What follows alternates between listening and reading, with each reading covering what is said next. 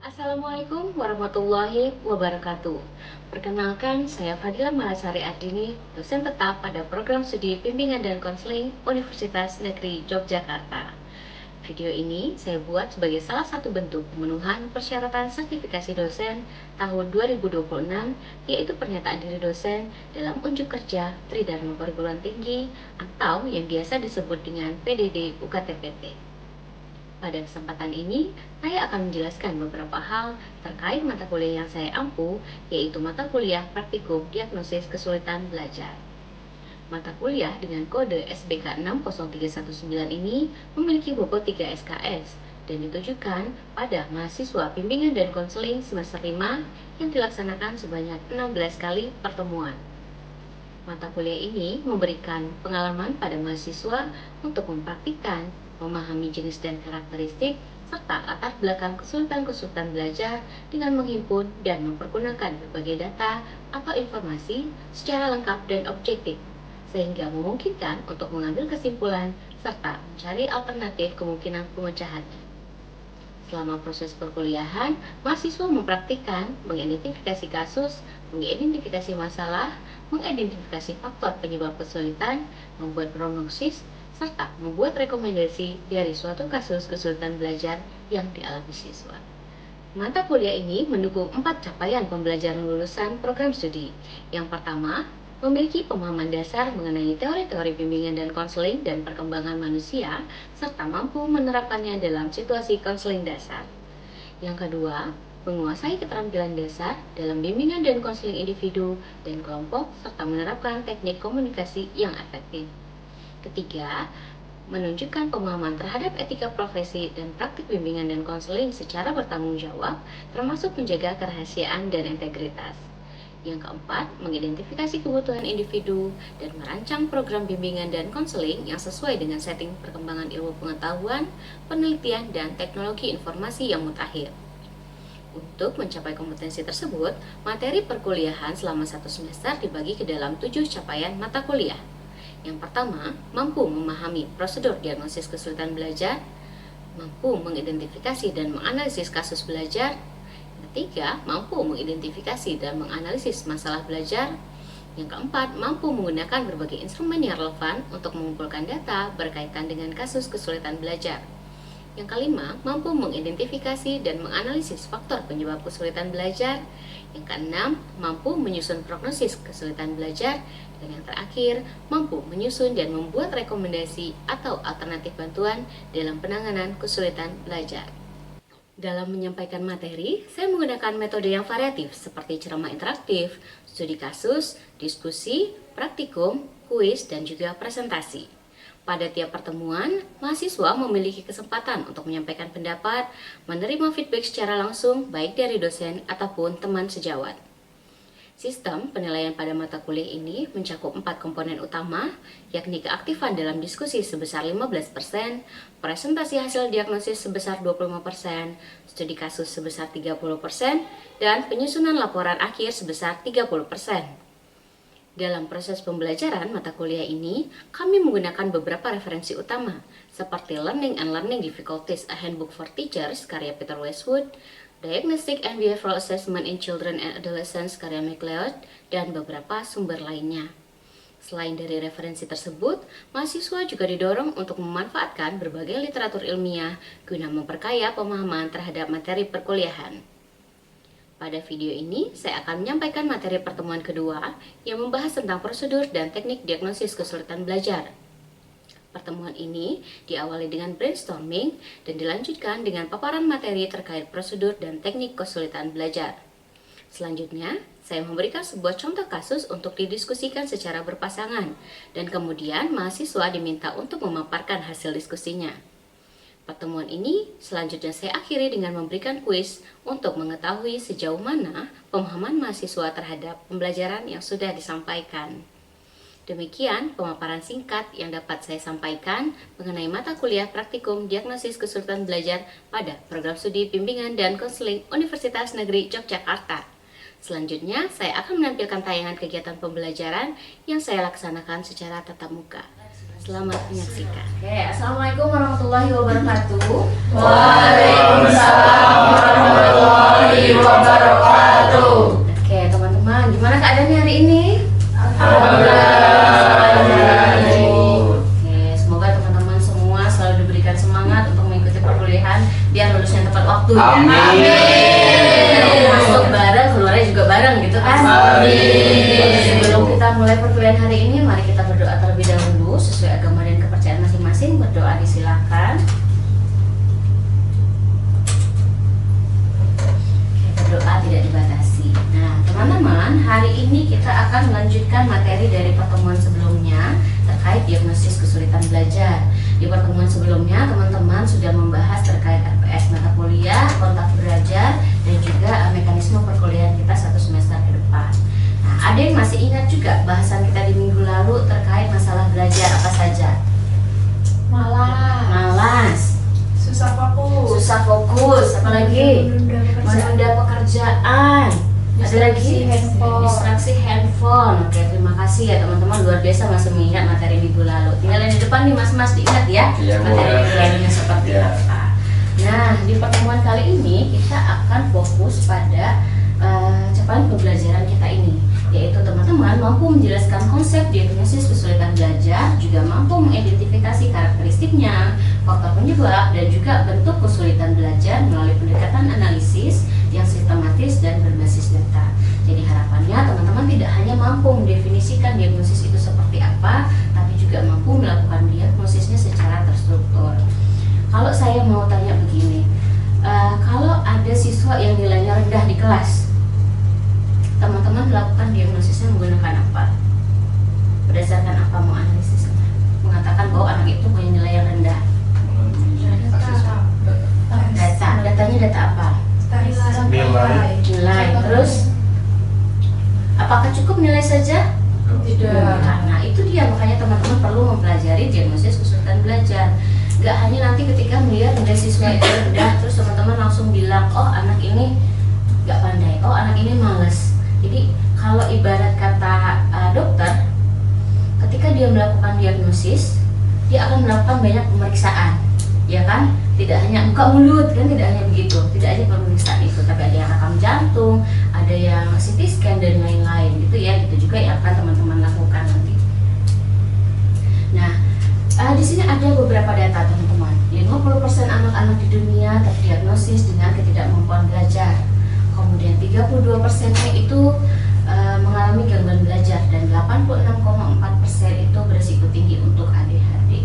Nah, fenomena ini banyak juga terjadi di sekitar kita. Teman-teman sering lihat mungkin di kelasnya masing-masing atau ketika sekolah dulu ada teman-teman yang mengalami kesulitan belajar.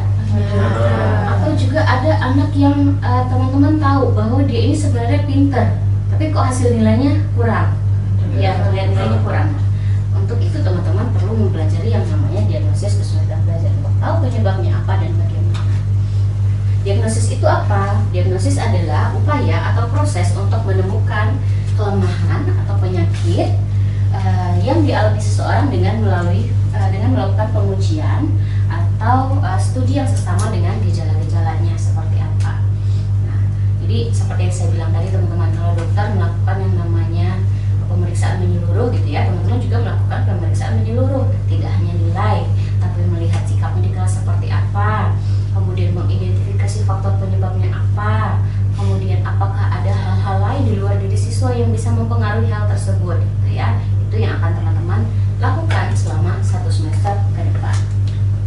Nah, ini adalah prosedur dan teknik DKP menurut Ross and Stanley. Kalau kita boleh singkat, ini namanya 4W, 1H gitu ya. Ada who, where, why, what, dan how.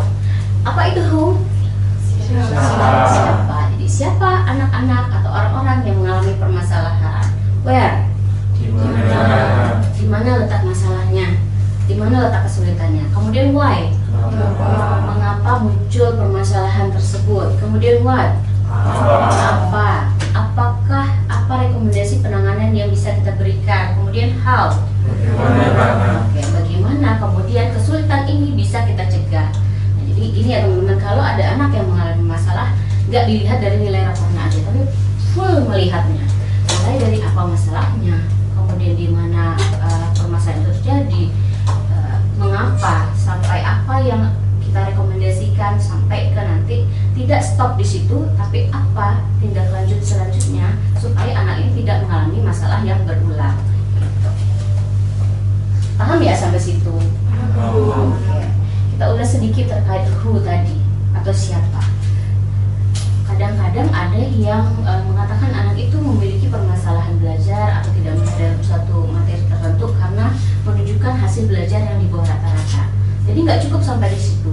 Selain hasil belajar dia di bawah rata-rata, kita bisa lihat dari hal-hal lain. Misalnya hasil belajar tidak seimbang dengan usaha yang dilakukan. Kita tahu dia udah belajar mati-matian, tapi kok hasilnya tidak sesuai.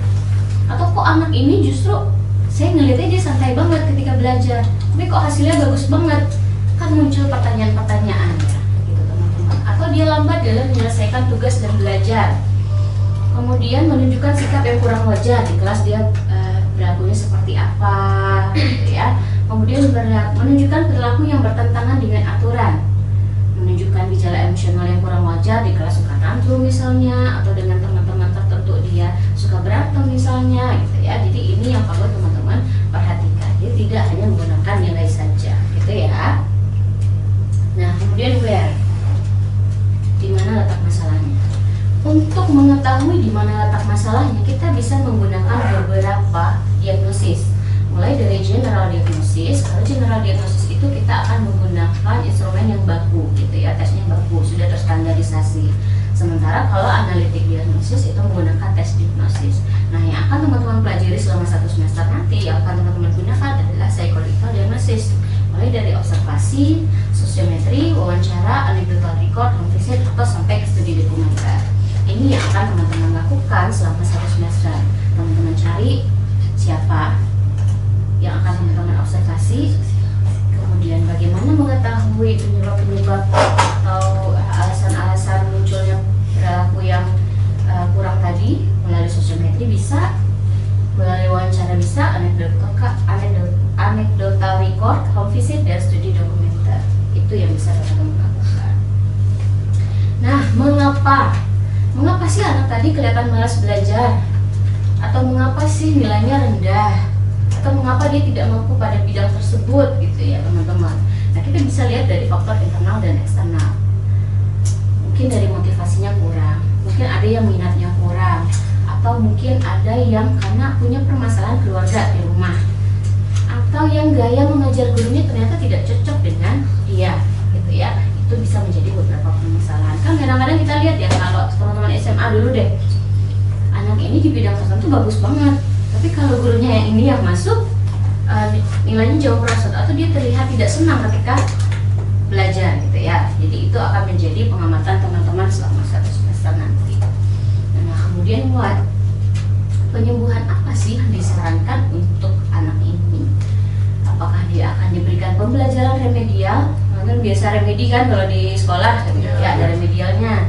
Atau ada yang dipanggil atau diberikan layanan bimbingan dan konseling, dipanggil. Ternyata permasalahannya mungkin karena dia punya masalah keluarga atau masalah-masalah lainnya sehingga butuh layanan bimbingan dan konseling. Kemudian atau perlu perbaikan strategi belajar, misalnya dibikinkan daftar, hari ini kamu ngapain, besok bagaimana, gitu ya, pembelajaran seperti apa. Kemudian bisa juga dengan kolaborasi dengan guru dan orang tua. Jadi ya tidak hanya kita sebagai guru yang mengerjakan, ya ikut berpikir, tapi kita perlu kolaborasi dengan orang tua. Tolong dipantau anaknya di rumah, gitu ya, itu juga perlu dilakukan. Nah, bahkan bila perlu, kalau teman-teman merasa ini sudah tidak bisa tertangani oleh teman-teman, boleh dilakukan rujukan kepada yang lebih ahli, gitu ya. Paham sampai di situ? Ada pertanyaan sampai di situ? Belum.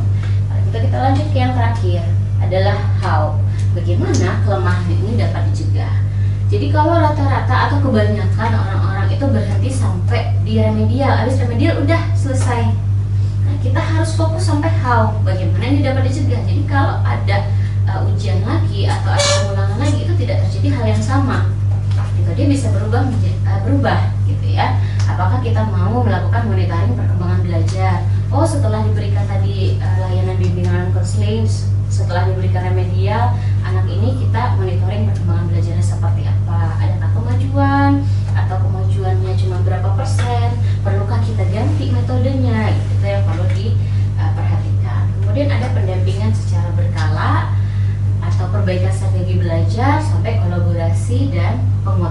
keterampilan belajar siswa. Ini ada penekanan yang saya tuliskan di sini teman-teman. Kalau what, kita fokus pada intervensi apa yang bisa kita berikan untuk anak itu. Sementara kalau how, bagaimana agar masalah tersebut tidak muncul sendiri. Paham ya? Oke, nah jadi secara garis besar inilah prosedur dan teknik yang akan teman-teman lakukan selama 1 semester ini. Mulai dari identifikasi kasusnya, kemudian masalahnya apa, faktornya apa, prognosisnya bagaimana, dan rekomendasinya bagaimana. Jadi kalau teman-teman melihat ada, oh anak ini nilainya rendah, itu baru gejala, ya itu bukan masalah yang utama. Sama kalau kayak teman-teman ke dokter tadi, batuk itu kan baru gejala, bukan penyakit utamanya. Sehingga teman-teman perlu betul mencari tahu penyakit utamanya apa, gitu ya, itu tugas teman-teman. Oke.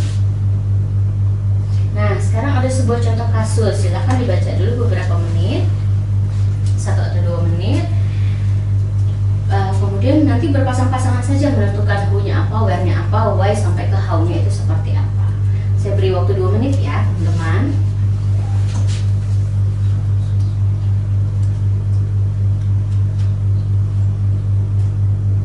Boleh sambil diskusi dan dicatat who-nya apa, nanti silahkan ditampilkan di depan. Nih, masnya berdua, ini berdua, udah tinggal tukar gitu aja ya.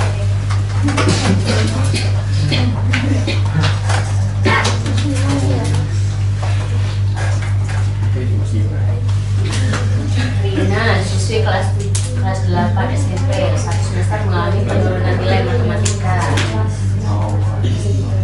Ini apa, where-nya apa, why-nya apa, what-nya lalu selanjutnya. Oke, saya kasih waktu 2 menit cukup ya. Pasang 2 menit nih.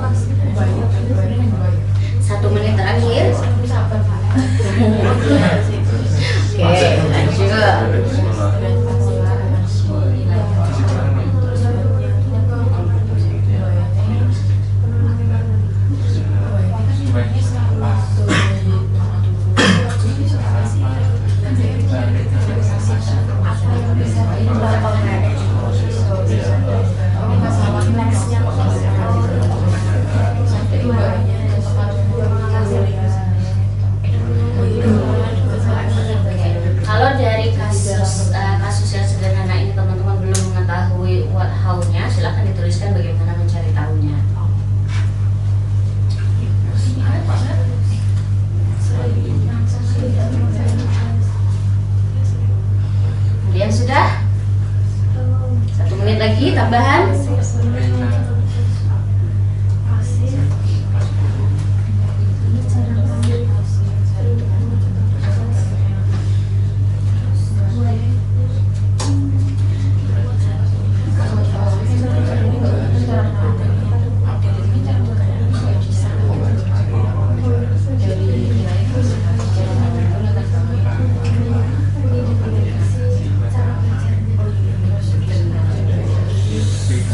sudah cukup. Kita sekarang bahas satu persatu. Silakan yang mau menyampaikan who, kelompok yang mana?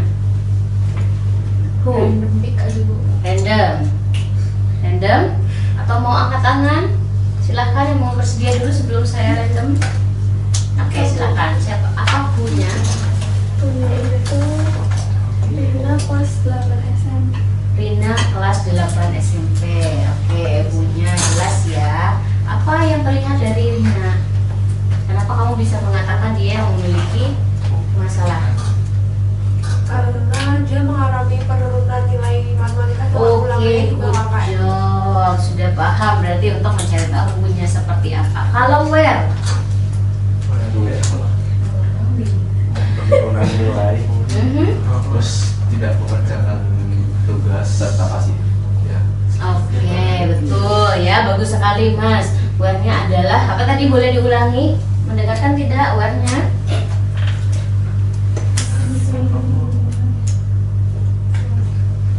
Warnya apa? Apa? Ada penurunan nilai gitu ya, dia tidak mengerjakan tugas dan lain-lain. Kemudian why? Ada yang sudah tahu why-nya? Ada yang bisa memperoleh why-nya? Belum? Kalau dari saya mungkin kayak malu bertanya. Jadi yang membuat dia tuh kayak terlihat pasif saat belajar. Oke, itu belum ada di sini kan? Nah, bagaimana cara mengetahuinya? Observe terlebih dahulu. Observasi, apalagi? Identifikasi Terus apalagi? serta melakukan Apa? pendekatan Menggunakan apa? Tadi kan ada yang saya sebutkan. Wawancara, apalagi? Sosiometri. Sosiometri, oke bagus. Mau melakukan konseling juga boleh. Kenapa sih nak? Ternyata ada penurunan gitu ya. Apakah kamu sudah memiliki masalah dan lain-lain. Kemudian what? Oke, ada yang sudah tahu what-nya? Atau memberitakan di sana?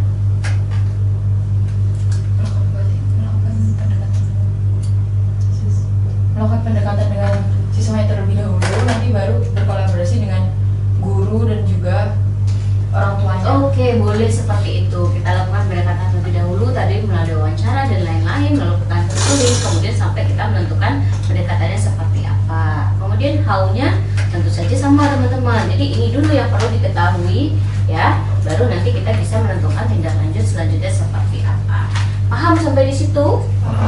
Ada pertanyaan? Belum? Nah, berarti sudah paham ya materi yang dijelaskan dari awal sampai akhir tadi? Berarti nanti semua bisa ya ketika kita akan melakukan studi kasus, teman-teman menemukan case di lapangan, kemudian mulai membuat rinciannya. Paham ya? Bu, maaf, Ya. nanya jadinya. Saya mau tanya terkait kan ada kolaborasi dengan guru BK dan juga orang tua seperti itu ya Bu. Nah saya mau nanya kalau semisal siswa ini tidak memiliki orang tua dan juga ternyata lingkungannya tidak baik untuk dia, maksudnya baik lingkungan sekolah maupun lingkungan di rumahnya begitu Ibu. Nah untuk pendekatan dari guru BK-nya berarti gimana Bu?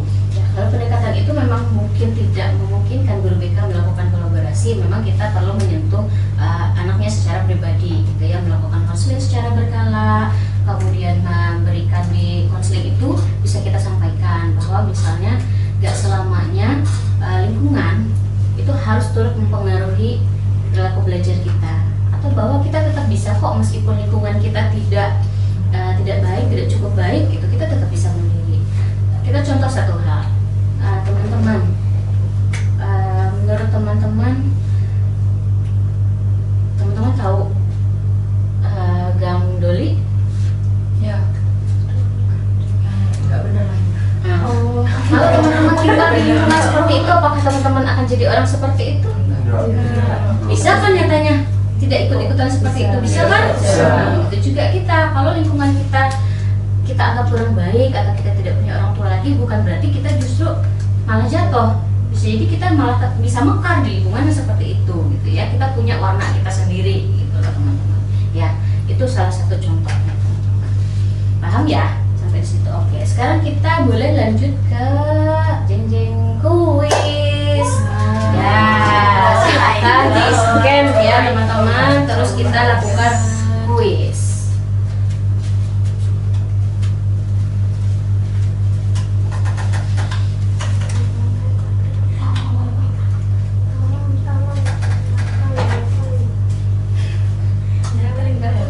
Sudah bisa semua?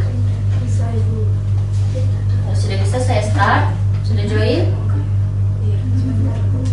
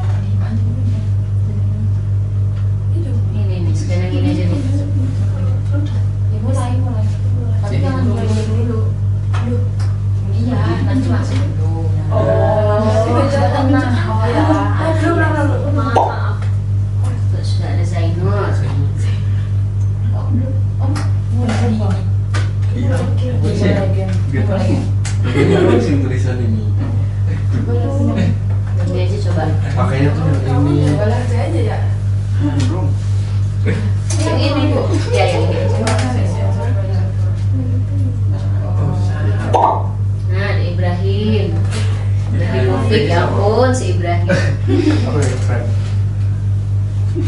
Ayo, Mbak Evelyn.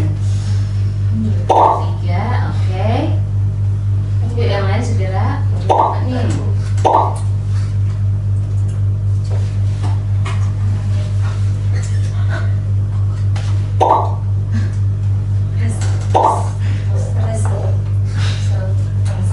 Satu lagi siapa? Ada. Oke. Ya sudah, kita mulai. Udah. Silakan. Deg-degan ya. Ingat ya.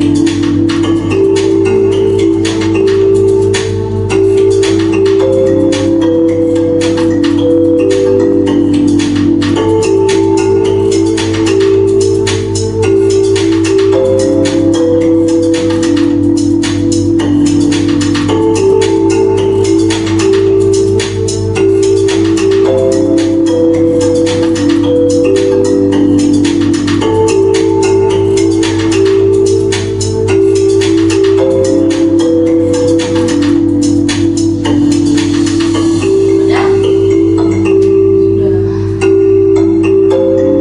Ada yang belum? Yuk.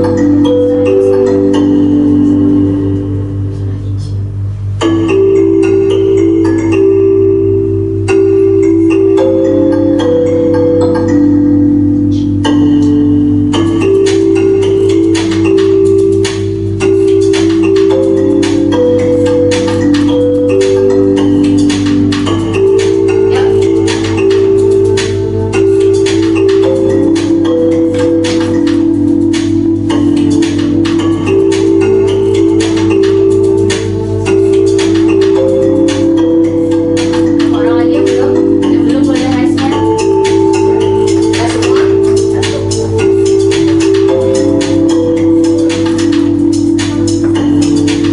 Sudah ya, udah semua? Oke, kita lihat.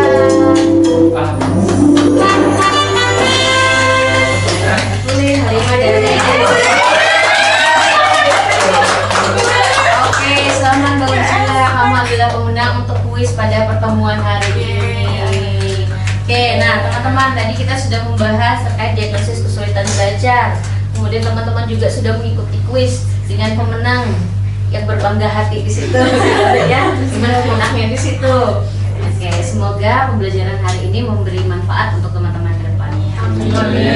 Di persiapan ya untuk minggu-minggu berikutnya kita akan mulai membahas terkait alat-alat apa yang akan kita gunakan, asesmen apa yang kita gunakan untuk mengungkap permasalahan belajar siswa lebih lanjut. Gitu ya. Bisa kita akhiri perkuliahan hari ini teman-teman? Bisa. Baik, kalau begitu perkuliahan hari ini kita akhiri. Semoga apa yang disampaikan tadi memberikan manfaat untuk teman-teman semua. Kuliah kita akhiri. Terima kasih. Assalamualaikum warahmatullahi wabarakatuh. Waalaikumsalam.